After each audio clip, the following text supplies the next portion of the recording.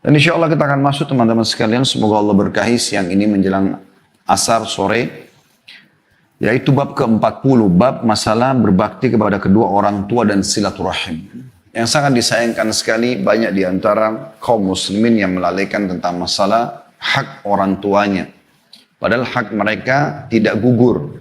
Baik mereka masih hidup ataupun mereka sudah meninggal. Kalau masih hidup lebih besar peluang dan kesempatan kita untuk berbuat baik kepada mereka. Tapi disayangkan sekali banyak anak-anak yang melalaikan masalah hal tersebut. Dan itu karena saya melihat ketidakfahaman sebenarnya tentang masalah bagaimana kedudukan kedua orang tua di dalam Islam dan bagaimana pintu surga sebenarnya ada di tangan keduanya. Sebagaimana kan kita banyak mempelajari insyaAllah ayat-ayat Al-Quran juga hadis Nabi SAW berhubungan dengan masalah ini. Begitu juga dengan silaturahim. Selain puncak daripada silaturahim melanjutkan hubungan yang punya kekerabatan dengan kita adalah dengan kedua orang tua. Dan selebihnya adalah kepada orang-orang yang punya hubungan kerabat. Baik dari kedua orang tua kita, tante, paman, ataupun dari pasangan kita, saudara-saudara kita, semuanya punya hubungan kekerabatan. Nanti akan kita lebih jelaskan masalah itu insya Allah. Baik, Imam Nawawi rahimahullah mengangkat dalil pertama, yaitu surah An-Nisa ayat 36, ayat yang masyhur tentang wajibnya bakti kepada kedua orang tua. Bunyinya, a'udzubillahi minasyaitonirrajim, wa'budullaha wa la tusyriku bihi syai'a. وبالوالدين إحسانا وبذي القربى واليتامى والمساكين والجار ذي القربى والجار الجنب والصاحب بالجنب وابن السبيل وما ملكت أيمانكم. Artinya, sembahlah Allah, tunduk dan patuhlah kepadanya. Dan janganlah kalian mempersekutukannya dengan sesuatu apapun. Karena memang tidak ada pencipta kecuali Allah. Maka Allah tidak butuh sekutu. Dan kita sudah tahu ini adalah dosa besar, syirik. Menyekutukan Allah SWT dengan makhluknya. Lalu Allah setelah mengingatkan masalah beriman kepadanya, kata para ulama tafsir, ini pesan yang paling pertama. Ini menunjukkan kedudukannya. Yaitu berbuat baiklah kepada kedua orang tua.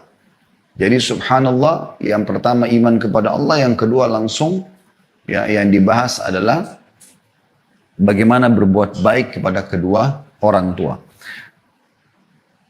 Kemudian setelah kedua orang tua, karib kerabat, semua yang punya hubungan kekeluargaan dengan kita, semua yang punya hubungan kekeluargaan. Jadi kekeluargaan ini bisa karena disebabkan kedua orang tua kita, dan ini termasuk dalam bab bir atau bakti pada orang tua setelah mereka meninggal. Ya.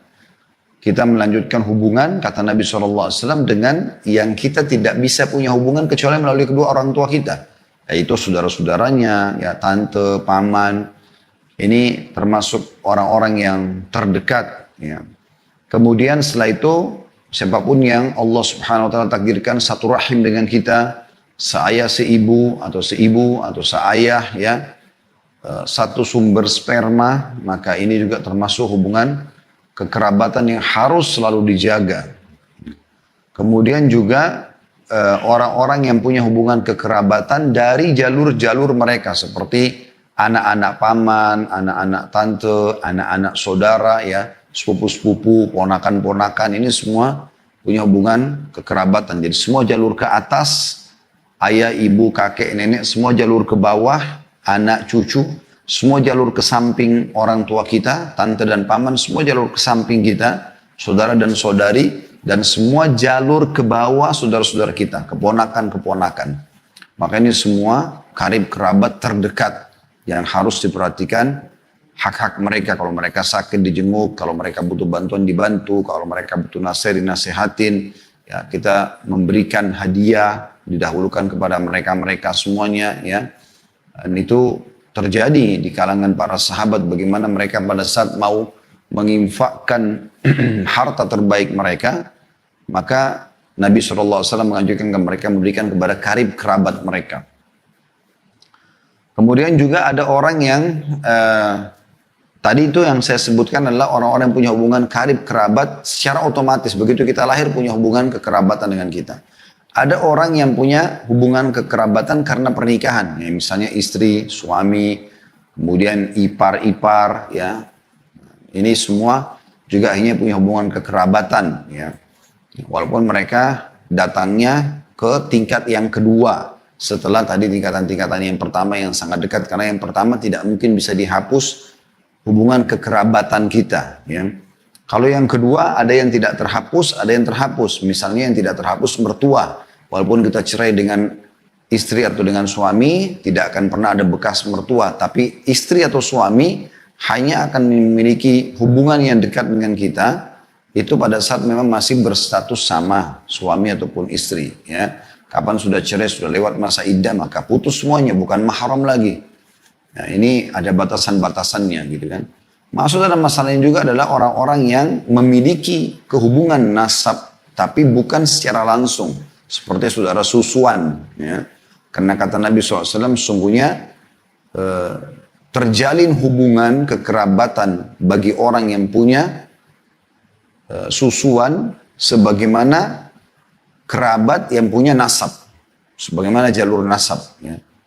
Ini juga punya hubungan masalah ini. Kemudian juga kata Allah SWT setelahnya anak-anak yatim. Dan anak-anak yatim adalah anak-anak yang meninggal, belum balik dan meninggal ayahnya. Istilahkan dengan yatim. Jadi kalau yang sudah balik bukan lagi yatim atau yang meninggal ibunya juga tidak dikatakan yatim. Karena yatim itu dianggap bagi yang sudah tidak ada penopangnya yaitu ayahnya. Kemudian orang-orang miskin. Ya, orang miskin artinya diantara orang-orang yang punya pendapatan tapi kurang. Ya. Jadi misalnya dia punya pekerjaan tapi kurang, ini diistilahkan dengan miskin. Ada orang yang lebih susah lagi dari mereka, diistilahkan dengan fakir.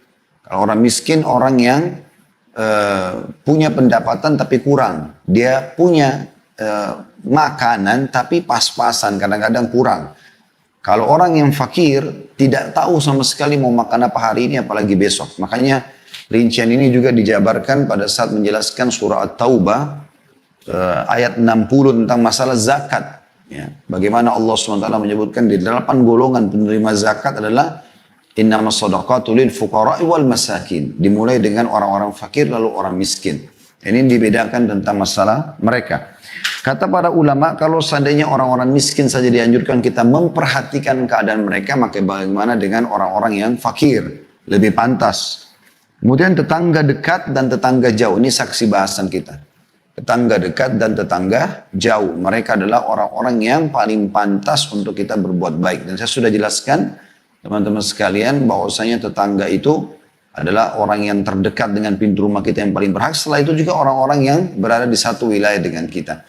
Bahkan Atha bin Abi Rabah rahimahullah membahasakan penduduk Mekah itu adalah tetangga Allah. Karena ada Baitullah dan penduduk Madinah adalah tetangga Rasulullah Sallallahu Alaihi Wasallam. Tentu panjang lebar rincian ulama tentang masalah batasan tetangga. Ada yang mengatakan sekian rumah, ada yang mengatakan sampai 40 rumah, ada yang mengatakan satu wilayah dan khilaf di antara mereka. Intinya kita berbuat baik kepada orang-orang yang terdekat rumahnya dengan kita. Kemudian selanjutnya dikatakan teman sejawat, sahabat-sahabat, ibnu sabil, orang yang terputus jalan, dan hamba sahaya yang kalian miliki. Ini perbedaan dasar antara kaum muslimin dengan orang-orang kafir. Ada masalah muamalah dengan hamba sahaya. Banyak orang menyalahgunakan istilah hamba sahaya, sehingga mereka mengatakan budak dalam Islam pun itu sama dengan perbudakan di agama-agama yang lain. Ini sama sekali tidak benar. Dan dalam Islam justru sangat luar biasa kedudukan mereka. Bahkan dianjurkan oleh Nabi SAW agar memberikan pakaian, makanan, bermuamalah yang baik dengan para hamba sahaya tersebut. Sampai Talha bin Ubaidillah radhiyallahu anhu, salah satu dari 10 sahabat yang dijamin masuk surga. Salah satu dari 10 sahabat yang dijamin masuk surga. Beliau setiap hari keluar ke pasar membebaskan 36 budak. Ya, targetnya. Kemudian beliau memberikan pakaian yang sama dengan pakaian yang beliau pakai. Sehingga susah dibedakan mana Talha kalau yang belum kenal dengan mana hamba-hamba sahaya ini. Tapi saksi bahasan kita di sini adalah masalah potongan-potongan awal ayat setelah beriman kepada Allah dan tidak boleh berbuat syirik, maka bakti kepada orang tua dan juga karib kerabat, bagaimana menjaga silaturahim dengan mereka. Juga beliau mengangkat surah An-Nisa ayat 1 tentang masalah silaturahim ini. menjaga hubungan rahim. Ya, sudah kita jelaskan tadi rahim itu seperti apa. Ayat satu yang sudah sangat masyhur, bahkan di setiap khutbah Jumat umumnya orang-orang kadang-kadang menjadikannya sebagai pembukaan khutbah. A'udzu billahi minasyaitonir rajim wattaqullaha alladzi tasaaluna bihi wal arham. Al-ayah yang artinya bertakwalah kepada Allah, selalu patuhlah kepada Allah dan dengan namanya kalian saling meminta dan peliharalah hubungan kekerabatan. Allah subhanahu wa ta'ala juga berfirman dalam surah Ar-Ra'd ayat 21. Ini dalil ketiga yang diangkat oleh Imam Nawawi rahimahullah. Yang bunyinya Ar-Ra'd ayat 21. A'udzu billahi minasyaitonir rajim walladzina yasiluna ma amara Allah bihi ayyusal. Dan orang-orang yang menghubungkan apa yang diperintahkan Allah agar dihubungkan. Maksudnya dihubungi kekerabatan, ya, dijalin hubungan yang baik dengan mereka.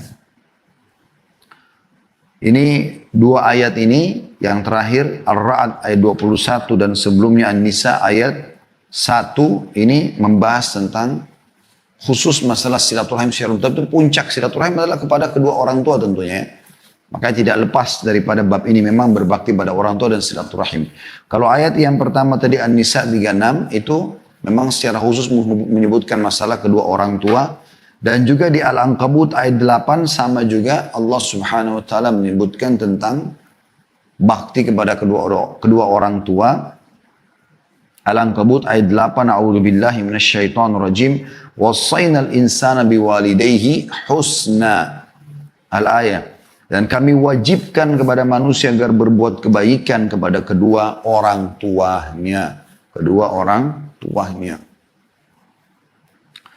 Ayat yang paling luar biasa ya, yang saya melihat ayat ini subhanallah merincikan tentang bagaimana berbakti kepada kedua orang tua.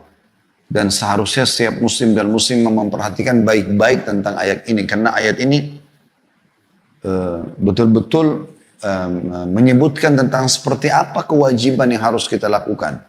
Karena dalam surah Al-Ankabut ayat 8 tadi kami wajibkan kepada manusia berbuat baik kepada orang tuanya. Sekarang pertanyaan sederhana, bagaimana berbuat baik kepada kedua orang tua? Tolak ukurnya apa?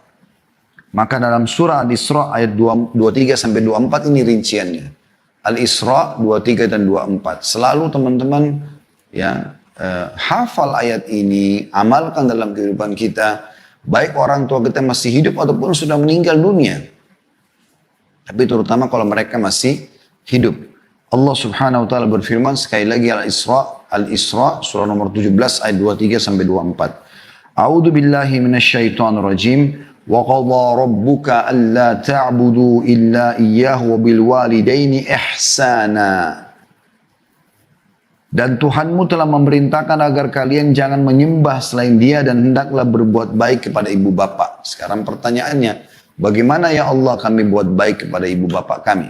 Allah mengatakan, "Imma yablughanna 'indakal kibara ahaduhuma aw kilahuma fala taqul lahumā uffin wa la tanharhumā wa qul lahumā qawlan karīmā wakhfid lahumā janāha adh-dhulli minar rahmati wa qur rabbirhamhumā kamā rabbayānī shaghīrā."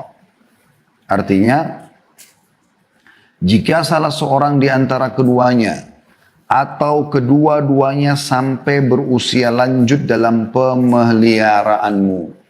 Garis bawahi teman-teman sekalian, di sini Allah subhanahu wa ta'ala menggambarkan tentang salah satu ibu atau ayah atau dua-duanya. Dan Allah menyebutkan berusia lanjut. Kenapa Allah sebutkan usia lanjut? Karena usia lanjut ini umumnya lebih banyak membutuhkan perhatian, lebih rewel kalau orang tua ya. Bahkan kalau sudah usia lanjut itu apalagi sudah sangat sepuh ya, 80 tahun, 90 tahun, mungkin 100 tahun ya. Mungkin mereka sudah tidak mengenal lagi anaknya, mungkin mereka buang air besar, buang air kecil sembarangan ya. Saya pernah melihat ada di antara kerabat yang sampai berumur seperti ini, masih kena tante ayah kami rahimahullah, itu sudah tidak tahu harus berbuat apa. Kadang-kadang sudah tidak mengenal kami yang datang gitu. Nah di sini teman-teman butuh ekstra karena Kebanyakan kita berbuat baik sama orang karena kita merasa ada respon, misalnya ada ucapan terima kasih, ada respon. Tapi pada saat orang itu tidak sadar, tidak tahu kalau dia sedang dibuat baik, ini butuh keikhlasan yang luar biasa. Dan Allah Subhanahu wa taala menggunakan bahasa ini. Artinya dalam kondisi mereka tua, lansia, mereka rewel, tetap kau harus berbakti sama mereka. Apalagi kalau dasarnya tidak buat rewel, seperti kebanyakan orang tua yang masih sehat. Mereka tidak mau repotkan anak-anaknya. Ya. Bahkan bagi mereka kebahagiaan yang luar biasa kalau sudah berumah tangga, ya sudah. Ya, jalani saja rumah tangga itu. Walaupun mereka punya kebutuhan-kebutuhan, mereka sama sekali tidak menyebutkan kebutuhan itu kepada anak-anaknya. Ya, karena tidak membebankan kepada anak-anak tersebut. Cukup banyak kisah berhubungan dengan masalah ini, insya Allah akan kita sebutkan nanti. Tapi ini luar biasa gitu. Bagaimana Allah SWT sebutkan tentang masalah lansia di sini. Ya. Kalau salah satunya, kalau keduanya atau salah satunya, ya di sini katakan jika salah seorang di antara keduanya atau kedua-duanya sampai bersama dalam pemeliharaanmu, baik tinggal serumah sama kamu atau kamu bisa menjangkaunya, ya. Apa dikatakan oleh Allah? Maka sekali-kali, larangan mutlak.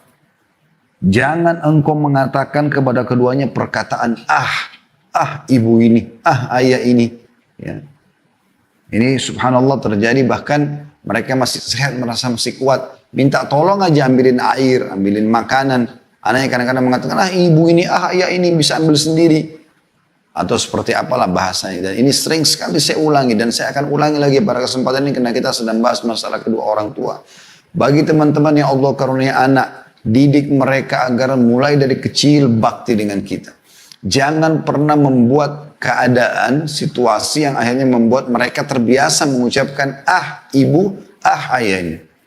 Saya sering kasih contoh itu, misal ibu nggak perlu ya, menawarkan kepada anak, nak mau makan apa? Nggak usah biasakan pertanyaan ini. Udah tugas ibu, suami sudah memberikan uang, ibu sudah memilih menu hari ini, ibu siapkan saja. Setelah itu panggil anak-anak makan, kemudian mengatakan, nah ini rezeki kita hari ini, baca bismillah, tangan kanan, syukurilah. Biasakan mereka dengan itu. Kapan ibu mengatakan, nak mau makan apa? Kemudian si anak mengatakan, ibu saya pengen ayam bakar misalnya, atau ayam goreng. Ibu mengatakan menjanjikan, baiklah besok ibu akan masakkan. Ternyata besok ibu lupa.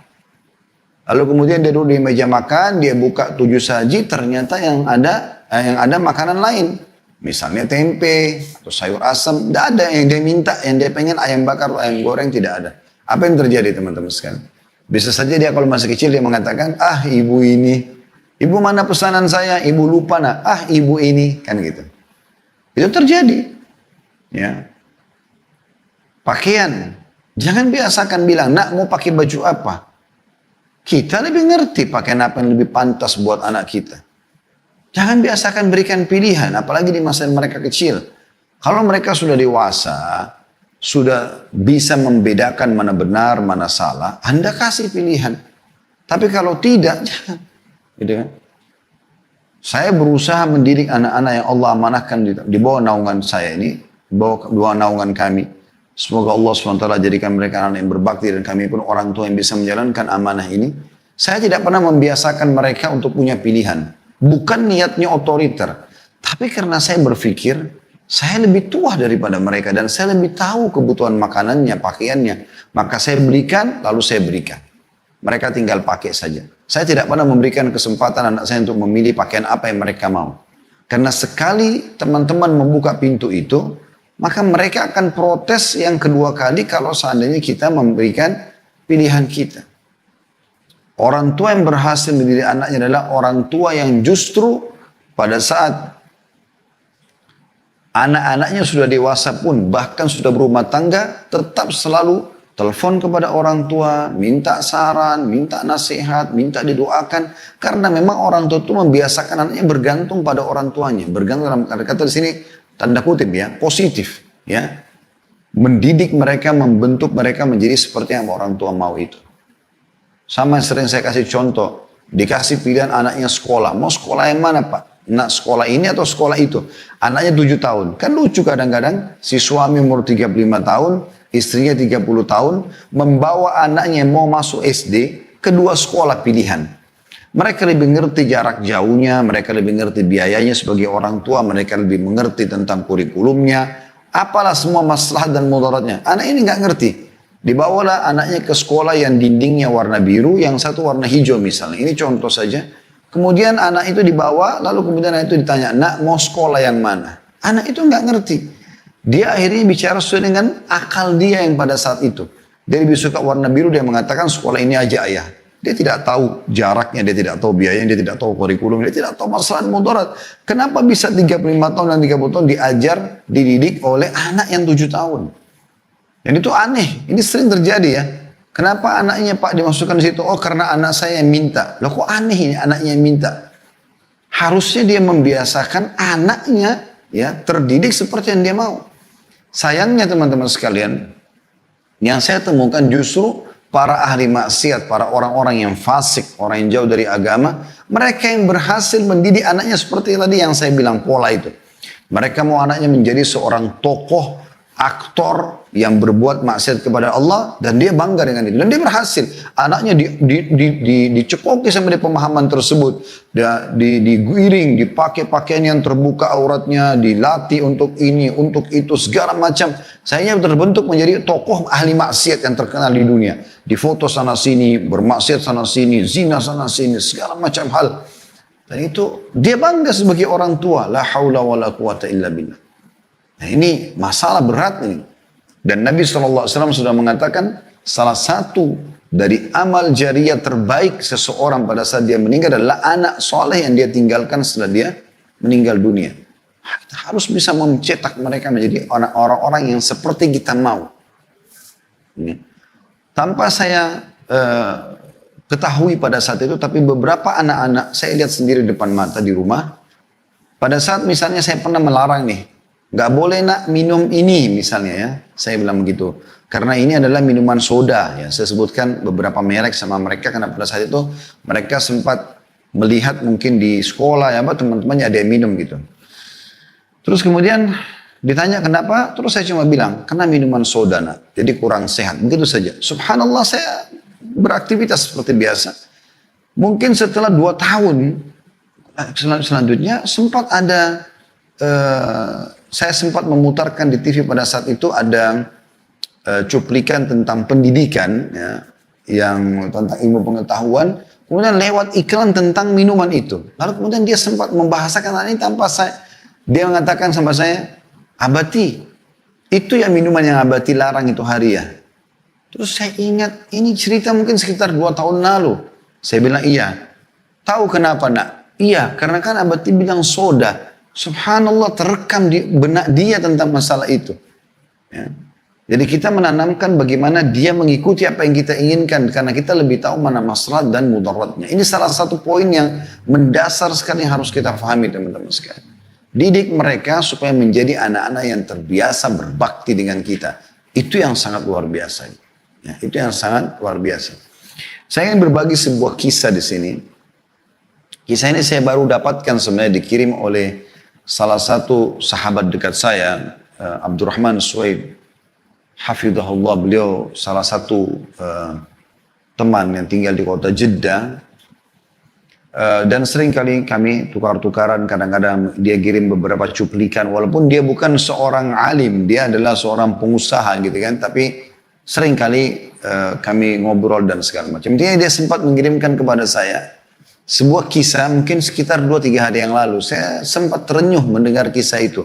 Cuplikan seorang hakim di salah satu pengadilan di Saudi yang menghadapi kasus yang menurut dia kasus yang paling unik gitu. Apa ceritanya? Saya waktu dikirimkan cuplikan sekitar 8 menit cuplikan itu. Ada gambar orang tua. Ada seorang ibu tua sekali sudah keriput semua mukanya. Ada juga 2 laki-laki sudah tua di kanannya, di kanan gambar itu ya. Saya belum menangkap pesannya pada saat itu, tapi kemudian saya dengarkan. Mungkin orang kalau tidak mendengar kisah ini, saya juga sempat kirim ke grup teman-teman dai, Allahu a'lam sempat terbaca atau tidak, karena 8 menit biasa membuat orang jenuh untuk mendengarkan. Tapi kalau didengarkan insya Allah akan dapat poinnya di situ. Nah di situ hakimnya sendiri berbicara, dia mengatakan, salah satu yang paling unik yang saya pernah temui dalam pengadilan. Dia menjadi hakim puluhan tahun gitu.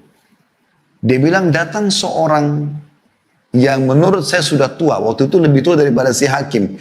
Umurnya 60 tahun. Sudah sangat tua. Jenggotnya sudah putih. Datang. Ya, kemudian mendekat kepada hakim. Masuk di pengadilan. Lalu dia mengatakan, saya punya keluhan hakim. Kata hakim, apa keluhanmu? Dia bilang, keluhanku aku mengeluhkan saudaraku, kakakku. Kata hakim, awalnya saya berpikir, umur 60 tahun, mau mengeluhkan kakaknya, masalah apa ini? Gitu. Sudah sangat tua gitu. Orang bertengkar mungkin antara 20 tahun sama 30 tahun, 40 tahun, mungkin masih kadang-kadang masih terjadi. Ini 60 tahun, berarti kakaknya lebih tua. Kata hakim, berapa umur kakakmu? Dia bilang 65 tahun. Apa permasalahan kalian? Kata dia, ceritanya adalah saya menjadi tentara selama 30 tahun di daerah Tabuk. Tabuk cukup jauh. Di pinggiran di pinggiran Saudi, perbatasan. 30 tahun. Dan saya memiliki seorang ibu yang tua. Ibu ini saya titipkan atau dijaga oleh kakak saya yang 65 tahun yang sedang saya keluhkan itu. Kata hakim, lalu apa yang kau keluhkan? Kakakmu menjaga ibumu dan kau pun menjadi askar. Kata dia, iya, ceritanya adalah selama 30 tahun itu saya selalu membagi gaji saya. Setengahnya saya pakai untuk kebutuhan, setengahnya saya berikan untuk kakak saya dan ibu saya. Selama 30 tahun dia bilang, saya pun kebanyakan menghabiskan waktu di wilayah sana. Sekarang saya sudah pensiun. Lalu saya datang, ketemu dengan kakak saya dan ibu saya, dan saya bilang sama kakak saya, sudah 30 tahun kamu berbakti sama ibu kita. Dan saya sekarang minta mohon kepada kamu agar memberikan kesempatan kepada saya berbakti sama ibu sebagaimana kau sudah berbakti. Saya cuma minta ibu ini pindah ke rumah saya sekarang. Lalu hakim, tiba-tiba kakak saya menangis, lalu mengatakan, demi Allah kau tidak akan pernah bisa merebut ibu dari aku. Kata si adik, saya bukan merebutnya. Saya hanya sekedar mau memindahkan dia ke rumah saya. Dan Anda bisa ketemu sama dia setiap saat. Kau bisa ketemu sama dia setiap saat. Kata kakak saya, demi Allah kau tidak akan pernah bisa merebut ibu dari saya. Sebaliknya kau yang datang kepada saya di rumah ini. Saya tidak akan mungkin melakukan itu. Dia ulangi lagi, dia bilang, saya ulangi lagi, Kak, saya hanya memindahkan dia ke rumah saya. Supaya saya bisa merasakan kenikmatannya berbakti sama ibu. Sebagaimana engkau telah menikmatinya 30 tahun.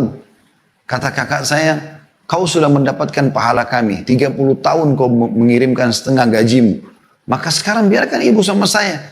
Jadi subhanallah kata hakimnya, selama ini orang bertengkar antara saudara memperebutkan warisan, memperebutkan kedudukan, atau apalah. Ini memperebutkan di umur 60 sama 65 tahun, siapa yang lebih bisa merawat ibunya. Itu luar biasa gitu. Hakim ini menceritakan sambil meneteskan air mata, di suaranya kayak agak paro gitu. Lalu dia bilang, saya pun mengatakan sama dia, baik, coba panggil kakakmu sama ibumu ke pengadilan. Kata dia, baiklah. Dipanggil lah, dia bilang. Terjadi kejadian yang luar biasa. Dia bilang sampai satu pengadilan meneteskan air mata gara-gara kisah mereka. Dia bilang pada saat masuk, dia bilang, demi Allah, saya belum pernah melihat ada anak berbakti seperti kedua orang ini. Ibunya digendong oleh keduanya, setengah tubuh ibunya dari pahanya dipegang oleh yang adik sebelah kiri dan si kakak pegang sebelah kanan. Mereka sama sekali tidak ingin ibunya menyentuhkan kakinya ke tanah. Digendong padahal ibunya masih mampu jalan. Sampai tiba di kursi. Lalu ibunya duduk tengah-tengah. Si kakak duduk sebelah kanan. Si adik duduk sebelah kiri. Kemudian saya mulai bertanya. Ada masalah apa kalian? Ditanyalah kepada si adik. Dia bilang, saya tanya kepada si adik. Adik ini tentu punya 60 tahun ya. Maka kata adiknya, saya sudah ceritakan kepada Anda hakim. Kata hakimnya, saya mau dengar. Biar kakakmu juga mendengar keluhanmu. Supaya ini benar atau tidak. Saya mau dia membenarkan atau tidak. Diceritakanlah kembali ceritanya, kemudian hakim bertanya kepada si kakak, bagaimana menurut kamu? Kata si kakak, benar apa yang dikatakan oleh dia. Dia membantu kami 30 tahun, dan ibu adalah tinggal bersama dengan saya. Namun demi Allah wahai hakim, saya tidak akan pernah melepaskan ibu saya untuk tinggal sama dia. Dia boleh datang silakan. Tapi saya tidak mau kehilangan peluang ini. Gitu ya. Dan saya sudah membahasakan kepada adik saya, demi Allah kau hanya bisa memindahkan ibu ke rumahmu kalau melalui pintu mahkamah, pengadilan. Oleh karena itu dia datang kepada Anda. Kata hakim, saya belum pernah menghadapi masalah seperti ini. Bagaimana memecahkan masalah antara dua anak yang beributkan ibunya. Lalu saya balik kepada ibunya, saya mengatakan, ibu, tengahi di antara mereka. Kata ibunya, saya nggak bisa wahai anakku. Dia bilang kepada hakim anak, karena ibunya juga sudah tua. 80 tahun lebih malah umur ibunya. Yang ini ditunjuk si kakak, mata sebelah kanan saya. Yang ini si adik, mata sebelah kiri saya. Dua-duanya ini berbakti sama saya. Saya tidak tahu harus menengahi mereka bagaimana. Maka saya pun berkata kepada si kakak, kalau saya melihat kasusnya, seharusnya memang adikmu punya hak. Dan kau bisa datang ke rumahnya. Dia punya hak untuk dibagi waktu sekarang. Karena si adik mengatakan, saya betul-betul hanya berharap sisa umur saya bisa berbakti kepada ibu saya. Maka setelah saya putuskan seperti itu, terjadi sebuah goncangan di pengadilan. Si kakak tiba-tiba menangis terisak-isak. Lalu datang ke arah adiknya, mencium tangan adiknya, mencium lututnya adiknya. Lalu memohon-mohon supaya ibunya jangan dipindahkan rumahnya. Sambil menangis, karena tangisan si kakak ini kami semua satu pengadilan nangis. Gitu. Bagaimana mereka luar biasanya mau memperebutkan ibunya. Ini si kakak cium tangan dan lutut adiknya untuk minta supaya ibunya jangan dipindahkan rumah.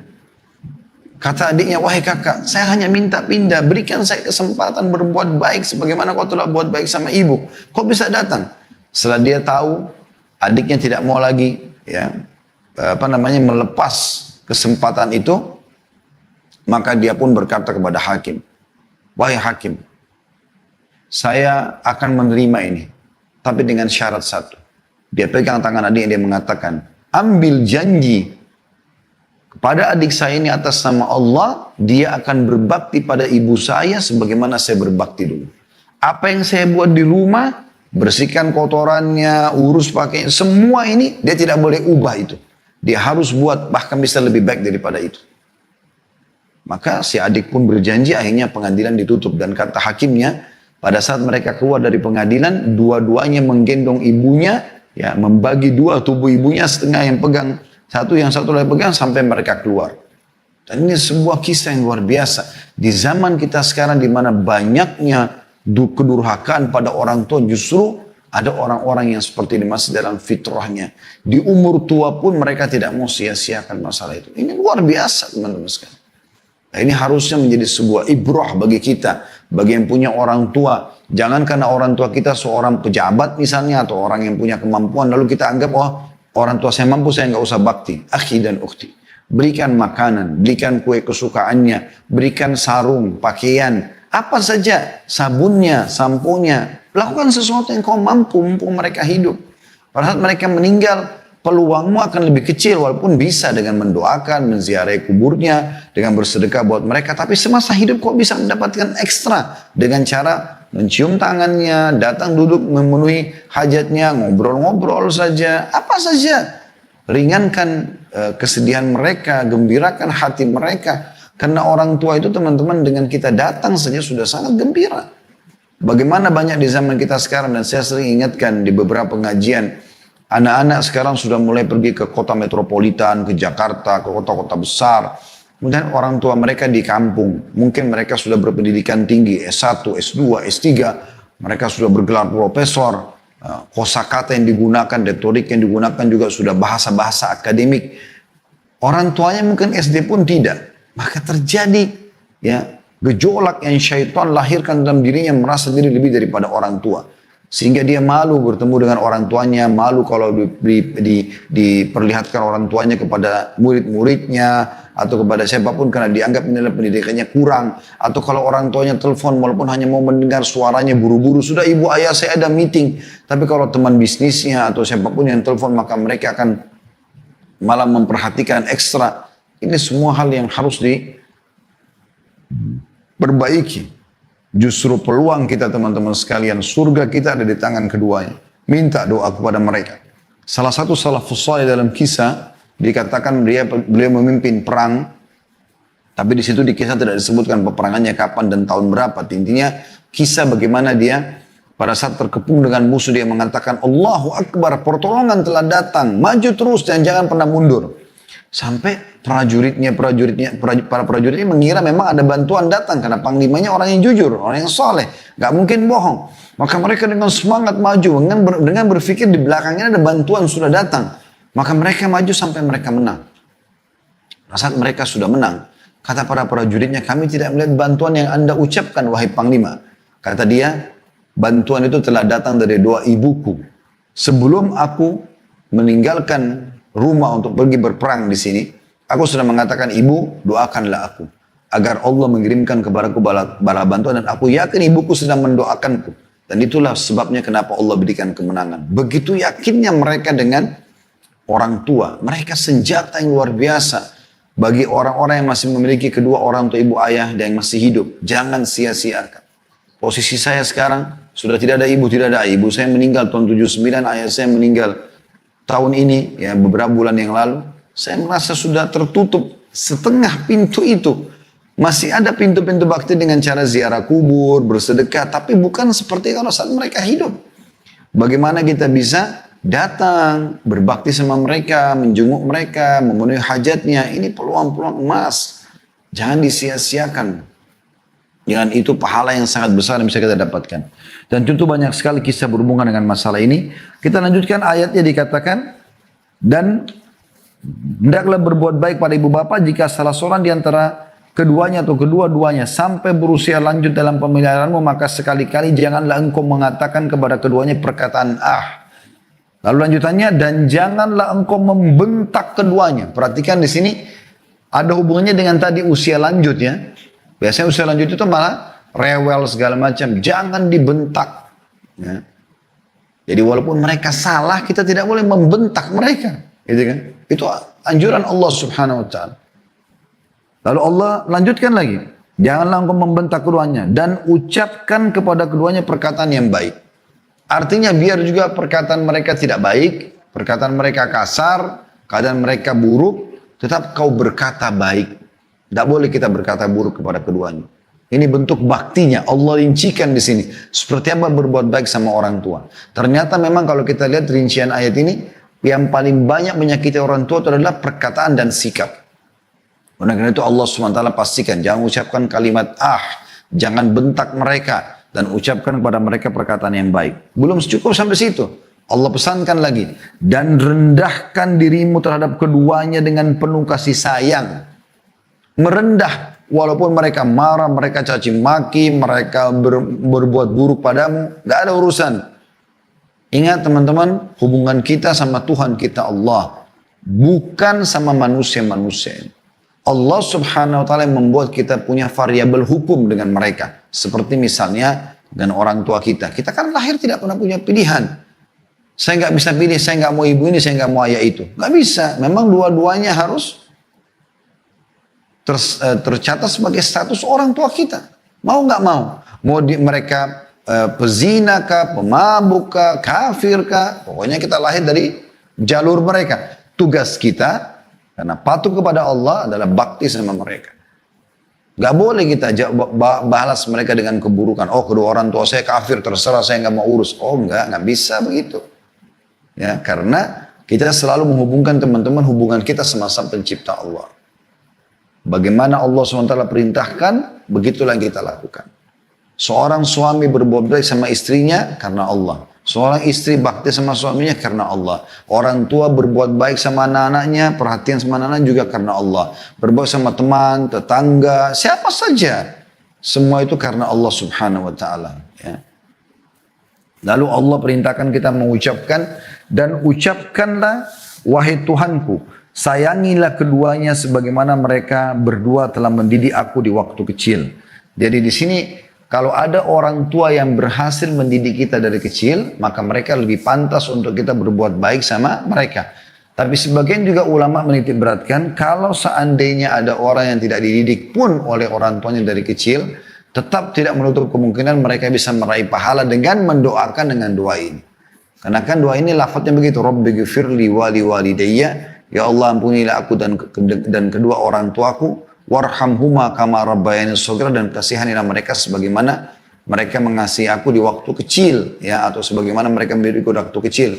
Kata ulama, kalaupun dia tidak dididik, ya, atau kasih sayang didapatkan dari mulai lahir, misalnya orang tuanya meninggal atau orang tuanya membuang dia misalnya, maka paling tidak dia dari sperma ayahnya, dia sempat di kantong, di rahim ibunya, di perut ibunya, itu sudah cukup, ya, untuk harus orang tua kita bakti seumur hidup kita.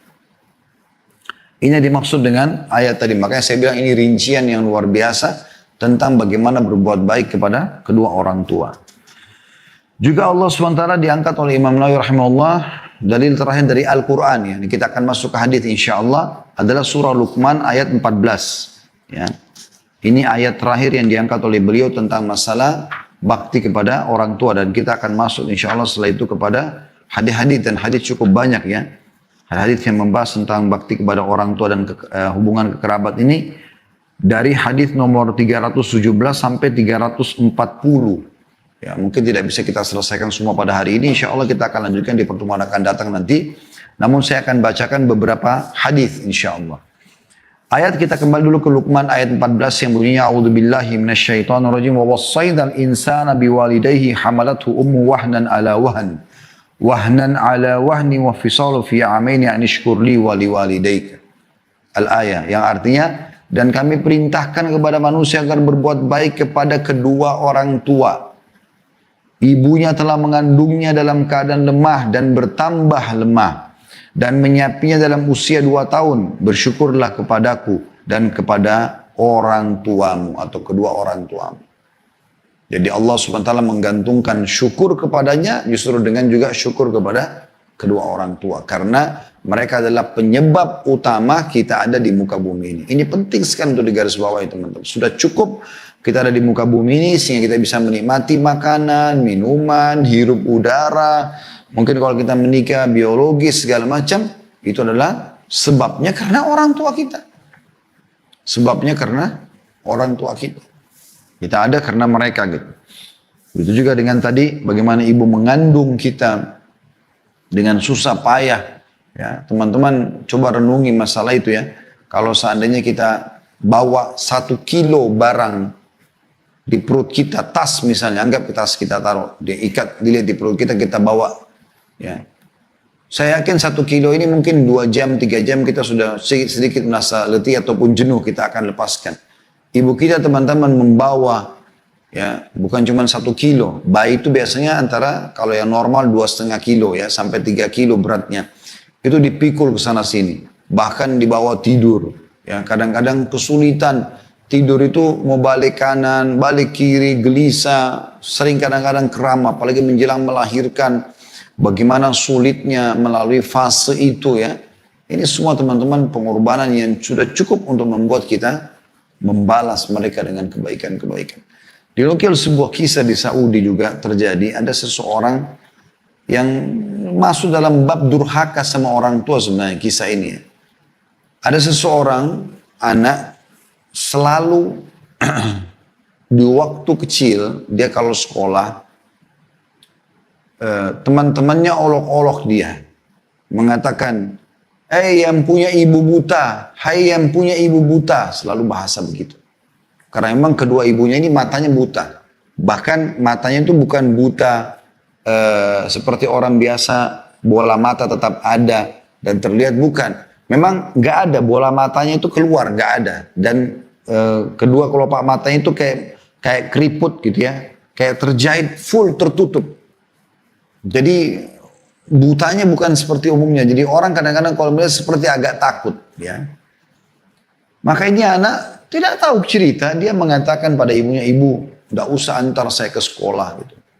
Karena kalau ibu antar ke sekolah, sering teman-teman saya mengolok-olok saya. Gitu. Ya.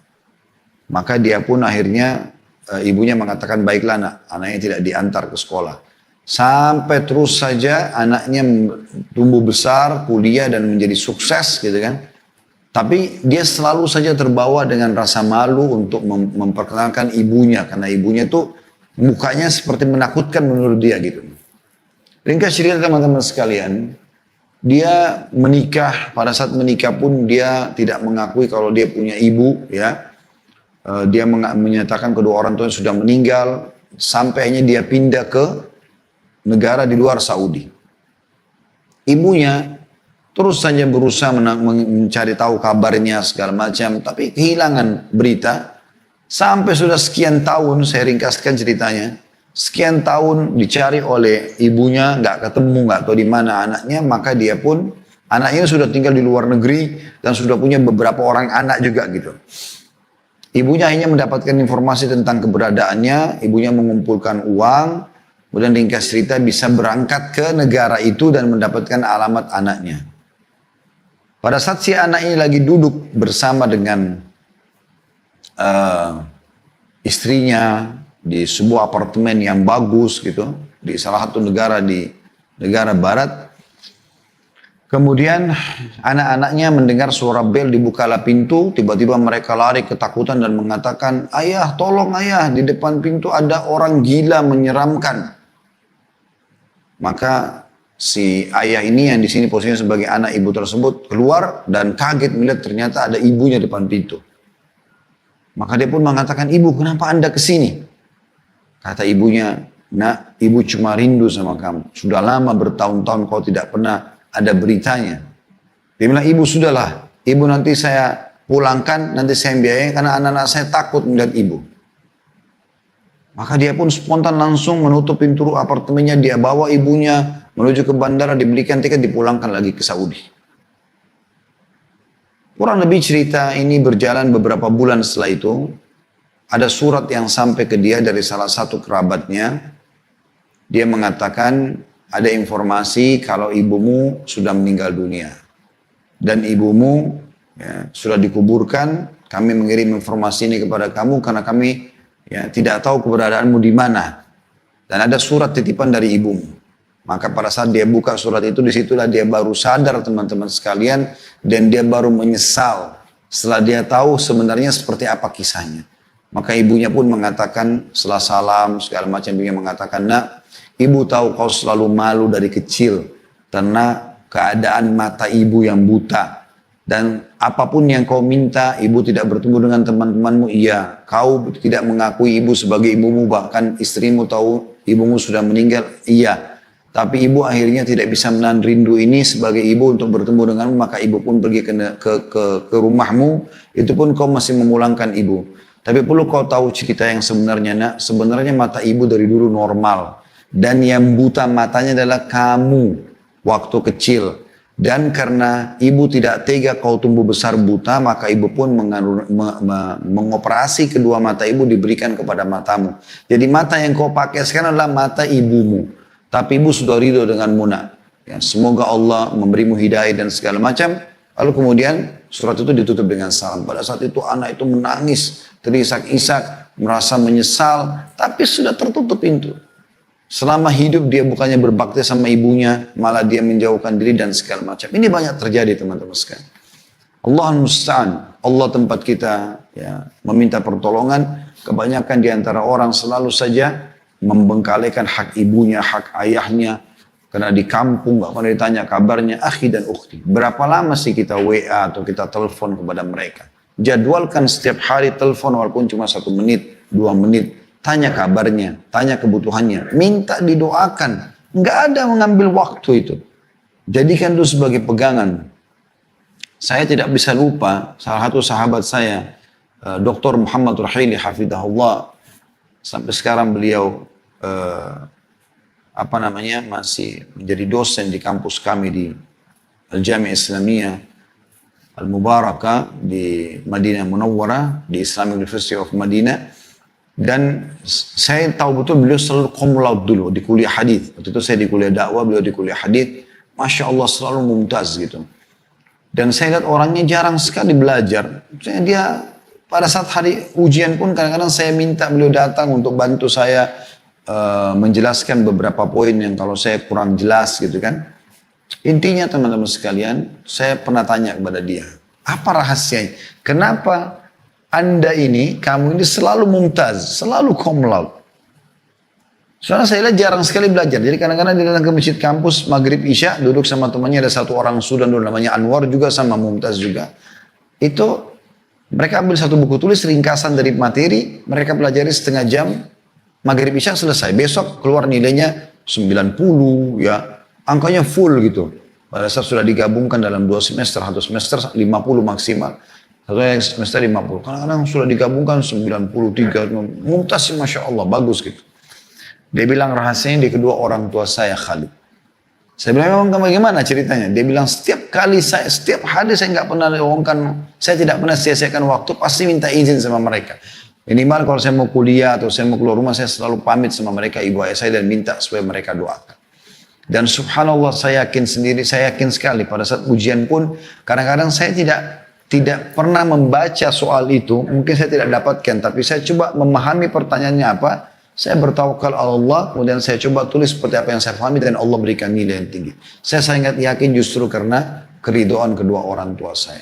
Kuncinya di mereka, rezekimu, ya, keberkahan rumah tanggamu, keberkahan anak-anakmu, pekerjaan, segala macam justru karena orang tua. Jadi jangan sia-siakan mereka.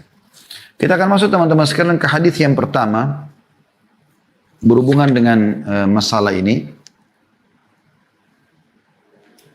Yaitu hadis nomor 317 di mana diriwayatkan dari Abu Abdurrahman Abdullah bin Mas'ud radhiyallahu anhu, beliau berkata, "Sa'altu an-nabiy sallallahu alaihi wasallam ayyul 'amali ahabbu ila Allah ta'ala?" Qala as-salatu 'ala waqtiha. Qultu thumma ay? Qala birrul walidain. Qultu thumma ay? Qala al-jihadu fi sabilillah. Ada sini riwayat Bukhari Muslim. Artinya, saya pernah bertanya kepada Nabi SAW, amal apakah yang paling dicintai oleh Allah Ta'ala? Maka beliau menjawab, sholat tepat waktu. Ya, ada putnot nomor 317 bagian-bagian buku di bawah. Maksudnya di awal waktu sebagaimana disebutkan dalam sebagian hadis. Ya, begitu azan, sholat, ya. Jadi tidak ada aktivitas lain, terutama sholat wajib kita bicara, ya. Kemudian saya bertanya lagi, dan ini kejelian Abdullah bin Mas'ud radhiyallahu anhu, dan ini sering saya bahasakan teman-teman, ya. Kejelian beberapa sahabat itu luar biasa dalam bertanya kepada Nabi SAW untuk mendapatkan mutiara wahyu. Ya, karena ilmu itu seringkali ada yang harus dikorek, ya, supaya kita bisa mendapatkan ilmu itu. Dia bertanya, lalu apa lagi? Kemudian apa? Kata Nabi SAW, berbakti kepada kedua orang tua. Kemudian apa lagi? Saya bertanya, kata beliau. Kata Nabi SAW, berjihad di jalan Allah. Hadis ini memberikan kepada kita beberapa pelajaran. Yang pertama adalah bagaimana kejelian Abdullah bin Mas'ud dalam bertanya. Dan ini penting. Bertanya pada sesuatu yang bermanfaat. Bagi seorang muslim, kalau mau bertanya, tanyalah sesuatu yang bermanfaat. Bahkan sebelum bertanya, tanyakan dulu diri kita, pertanyaan ini perlu ditanya atau tidak. Ada orang kadang-kadang melempar pertanyaan tidak ada manfaatnya. Ya, sibuk menanyakan keadaan si fulan, tapi tidak ada hajat, tidak ada pentingnya buat dia. Gitu kan? Mungkin dengan sengaja menanyakan nama istri temannya, nama kerabat temannya, ada maslahat nggak buat dia? Nggak ada mas. Saya punya beberapa orang sahabat, saya banyak tidak tahu siapa nama istri mereka, karena bagi saya tidak penting untuk saya tanyakan gitu. Kecuali memang dalam keadaan darurat dia berteman sama istri saya, mungkin berbeda. Ada hal-hal yang mungkin tidak perlu kita tanyakan gitu loh. Karena mungkin hal-hal seperti ini bagi saya ya, mungkin tidak bermanfaat buat saya untuk itu. Tapi bukan berarti tidak boleh ya. Artinya yang saya ingin titik beratkan sini teman-teman sekalian, bertanya sesuatu yang penting, yang kira-kira dibutuhkan. Kalau memang diperlukan, kadang-kadang kalau istri saya bertanya pun, bisa nggak saya berteman sama istrinya Ustadz Fulan? Oh ya silakan, gitu kan. Tapi saya juga tidak tahu siapa nama istrinya. Ya, bahkan saya sering tanya sama istri, berapa anaknya Ustadz Fulan? Saya bilang saya tidak tahu. Karena saya belum pernah diinformasikan oleh beliau. Bukan saya tidak mau tahu atau saya pikir, apakah pertanyaan saya pada saya tanya berapa anak antum itu bermanfaat? Karena kadang-kadang teman-teman ada orang kita tanya, berapa anak antum? Ternyata dia tidak punya anak. Ya. Itu pernah terjadi dan ternyata sudah sekian tahun gitu ya. Sudah sekian tahun mungkin dia berumah tangga tidak punya keturunan. Saya pernah begitu, subhanallah, duduk dengan beberapa orang, ada satu orang ustadz memang sudah lama menikah tidak punya keturunan, lalu berbicara tentang masalah anak di situ. Saya akhirnya coba mengkat dan mencoba mengalihkan pembicaraan karena bagi saya mungkin akan menyedihkan bagi si fulan karena dia sudah sekian tahun, 10 tahun lebih berumah tangga nggak punya keturunan, gitu kan? Jadi kita harusnya coba bertanya, atau mungkin kita tanyakan tentang keadaan istrinya atau suami ternyata dia baru bercerai, mungkin itu juga kurang pas untuk kita tanyakan, gitu kan? Jadi kalau ada keperluan kita dalam pertanyaan tersebut silakan, terutama berhubungan dengan masalah maslahat agama itu lain, gitu kan? Atau memang ada berhubungan dengan masalah duniawi, kita mau bekerja, kita butuh sesuatu yang kita tanyakan berbeda. Tapi kalau tidak, lebih baik kita berhati-hati dan kita menyortir pertanyaan tersebut. Nah, Abdullah bin Mas'ud di sini jeli sekali, beliau bertanya dan beliau ingin bertanya tentang hal yang terpenting yang paling Allah cintai. Perhatikan jeli pertanyaannya. Sa'altun Nabiya sallallahu alaihi wasallam ayyul amali ahabbu ilallahi ta'ala. Ada kalimat atau kata ahab.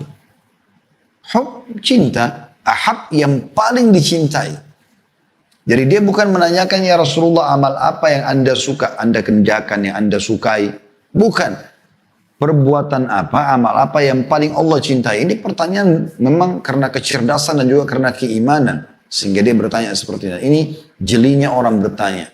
Kira-kira apa yang paling bagus amal yang bisa saya dapatkan cinta Allah subhanahu wa ta'ala. Allah kalau sudah cinta sama hambanya, kebutuhannya semua dipenuhi. Maka Nabi SAW pun menyebutkan urutannya. Beliau mengatakan yang pertama, as-salatu ala waktiha. Jadi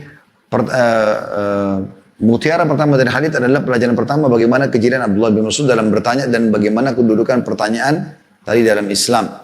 Kemudian yang kedua adalah urutan yang pertama yang Nabi SAW sebutkan tentang amal yang paling Allah cintai. As-salatu ala waktiha. Ini ada bahasan sendiri di bab salat dan sekarang kita masih terus membahas ya sekian pasal dalam kitab Sahih At-Targhib At-Tarhib di hari Jumat. Insya Allah kita akan bahas juga Jumat nanti ini.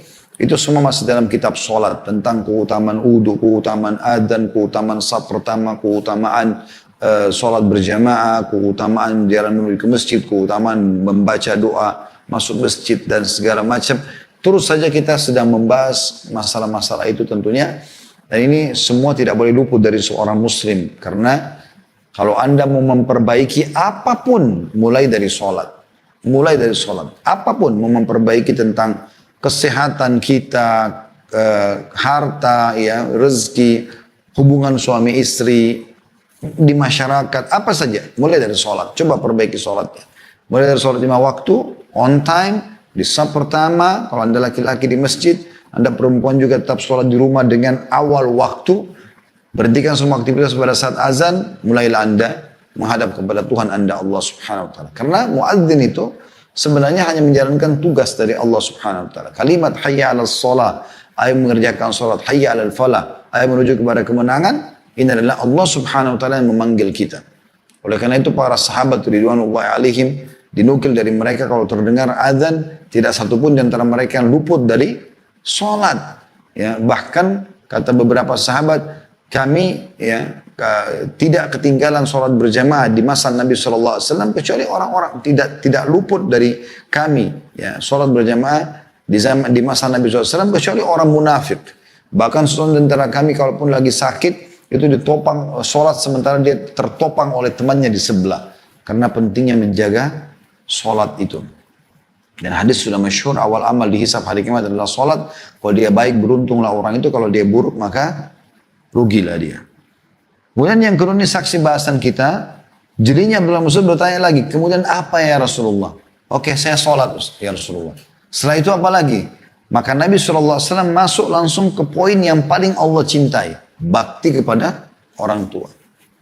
Berarti setelah hubungan dengannya Allah SWT sholat, maka Allah langsung menjelaskan melalui Nabi Muhammad SAW adalah hubungan dengan manusia. Dan yang paling puncak terbaik bukan pada pimpinan anda, bukan pada sahabat anda, bukan pada saudara anda, bukan sama siapa saja.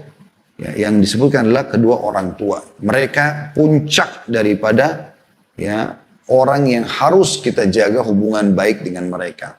Ya, dan insya Allah mirip dengan bahasa tadi yang saya bahasakan, kalau sholat bisa membantu amal yang lain, bakti dengan orang tua membantu amalan yang lain. Hubungan kita dengan yang lain. Kapan hubungan dengan orang tua kita baik teman-teman, Allah SWT akan berkahi hubungan kita dengan yang lainnya. Dengan teman-teman, dengan masyarakat, dengan atasan, dengan bawahan, dengan segala macam, Allah SWT akan berkahi. Mulai dari menjaga hubungan baik dengan kedua orang tua kita. Ini amal yang paling Allah cintai. Buat mereka senyum, buat mereka gembira, berikan makanan kesukaan mereka. Apa saja yang bisa kita lakukan, lakukan. Jangan pernah sia-siakan masalah itu. Saya pernah menjelaskan bab tentang bakti kepada orang tua ini dalam bahasan kita di kitab yang lain, tentunya kitab Adab Mufrad yang tulis oleh Imam Bukhari rahimahullah. Ada kajian setiap hari Kamis waktu itu di Kelapa Gading, tapi sekarang pandemi kita berhentikan sementara. Saya tidak ingat sekarang urutan ke sudah berapa ratus hadits yang dipelajari juga sih, tapi ada bab bakti sama orang tua. Ada salah satu panitia masjid yang memang beliau yang menyebabkan taklim itu ada di situ, jazakallah khair. Juga beliau salah satu sahabat saya, maka beliau mengatakan pada saat sudah mendengarkan hadis-hadis itu, dia bilang ibunya kebetulan ada di, kalau tidak salah di Banyuwangi ya. Dia bilang selesai dengan hadis langsung dia beli tiket pesawat, langsung dia pergi ke sana, gitu kan. Bahkan kalau tidak salah hampir setiap sebulan itu bisa beberapa kali berangkat ke sana hanya untuk menjalankan hadis agar memenuhi hajat orang tuanya dan seterusnya. Jadi bagaimana memang ada orang-orang subhanallah jeli pada saat mendengarkan ilmu langsung dipraktikin, dan itu yang penting teman-teman sekalian. Kejelian Abu Bakar radhiyallahu anhu yang dibahas oleh sebagian ulama juga adalah bagaimana dia langsung menerapkan ilmu pada saat menerima Islam dari Nabi SAW, masuk Islam, keluar dari rumah Nabi SAW, setelah syahadat, gitu kan? Setelah syahadat dari Nabi SAW, beliau keluar tidak langsung diam. Nggak ada keraguan, dia datangi. Siapa yang masuk Islam di tangan dia? Tokoh-tokoh besar Islam, Utsman bin Affan, salah satu orang kayanya Mekah. Dan Utsman bin Affan dinamai surga, berarti Abu Bakar panen pahalanya. Ya, kemudian Talha bin Ubaidillah, Zubair bin Awam, ya, ini semua masuk Islam di tangan Abu Bakar. Bagaimana dia bebaskan Bilal, ya, dari keterbudakan, dan banyak orang-orang yang masuk Islam justru karena dia. Kalau tidak salah Abdurrahman bin Auf pun masuk Islam di tangan Abu Bakar radhiyallahu anhu ajma'in. Bagaimana jelinya menangkap ilmu itu lalu dipraktikin. Jadi kita belajar begini teman-teman, 1 jam lebih, bukan hanya untuk didengar. Oh ya bagus ya, masuk yang kanan keluar yang kiri. Bukan itu akhi dan ukhti. Ambil ilmu itu dan amalkan supaya ada keberkahan. Kita sempat bahas kemarin, kalau tidak salah ada tema kita khusus masalah istiqomah. Kiat-kiatnya adalah belajar ilmu syar'i. Yang kedua, praktikin ilmu itu. Kemudian baru bentuk komunitas, dan yang terakhir berdoa kepada Allah SWT. Kurang lebih itu kesimpulan daripada istiqomah. Tapi mempraktikkan ilmu ini penting sekali. Setelah ini Anda tutup materi kita, langsung buktikan kalau Anda bakti kepada kedua orang tua Anda. Itu yang penting. Bagaimana kita mengejar surga dari mereka, supaya ada keberkahan dari ilmu itu. Kemudian yang terakhir, yang ketiga, Abdullah bin Mas'ud bertanya lagi, dan ini pelajaran kita yang keempat dari hadis. Jadi yang pertama adalah kejelian Abdullah bin Mas'ud dalam bertanya, kedudukan beliau dan keutamanya. Kemudian yang kedua adalah urutan pertama yaitu menjaga sholat pada waktunya. Ya, keutamaan yang ketiga atau mutiara yang ketiga dari hadis adalah wajibnya atau bagaimana berbakti sama orang itu adalah amal yang paling Allah cintai setelah sholat 5 waktu. Dan yang terakhir yang keempat sekarang adalah masalah jihad. Dan jihad punya bahasan sendiri teman-teman sekalian, babnya cukup panjang, tapi memang ini ibadah yang luar biasa. Setelah bakti dengan orang tua ada jihad. Dan di sini ada hikmah, kenapa bakti sama orang tua didahulukan daripada jihad? Bukankah jihad amal yang besar? Bukankah sabda Nabi SAW, makbarra qadama abdin sabila fatamassuhun nar? Bukankah ada hadis yang berbunyi, kedua telapak kaki seorang hamba yang tersentuh debu medan perang tidak akan disentuh oleh api neraka?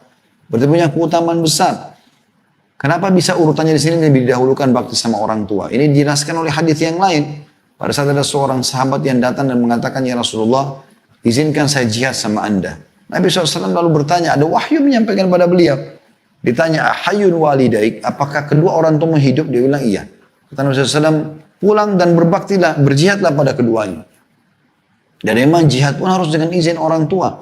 Kecuali dia sifatnya fardu ain. Jadi ada jihad fardu ain, ada fardu kifayah.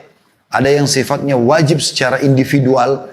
Nggak ada lagi toleransi masalah itu. Misalnya pada saat negara kita sedang diserang, Kayak Indonesia pada saat dijajah oleh Belanda, orang-orang Palestina lagi dijajah oleh Yahudi, ya. Lagi memang lagi diserang gitu kan. Itu berbeda, fardu ain, setiap individu harus melakukannya. Atau ada komandan dari pemimpin mengatakan jihad, maka itu fardu ain. Pada saat Nabi SAW menekankan tentang masalah perang Tabuk, Nabi SAW panggil, jadi ada sahabat yang tidak ikut, tidak punya udur, itu malah diboikot oleh Nabi SAW, karena mereka meninggalkan itu.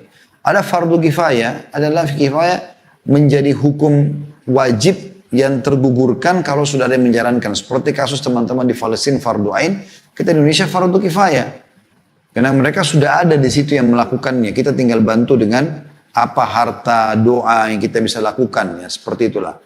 Nah, kalau sifatnya fardu kifayah, maka kita wajib izin sama orang tua. Tapi kalau fardu ain tidak ada kewajiban izin sama orang tua. Kayak misalnya lagi diserang wilayah kita, kita harus membela, itu berbeda tentunya. Tapi di sini teman-teman sekalian, saking tingginya kedudukan bakti sama orang tua sampai mengalahkan jihad di jalan Allah Subhanahu wa ta'ala. Kita juga sampai sini insya Allah bahasan kita. Kita akan lanjutkan pertemuan